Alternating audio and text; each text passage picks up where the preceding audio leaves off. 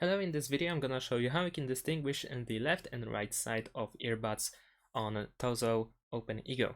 So I'm gonna open the charging case, and of course over here you can immediately see which earbud is for left ear and which one is for right. It is indicated over here in the case.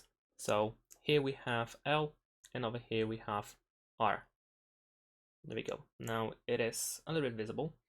So of course this means that these ones are the left earbuds, over here we have right earbuds, but let's say we don't have access to our case at this specific moment for some reason.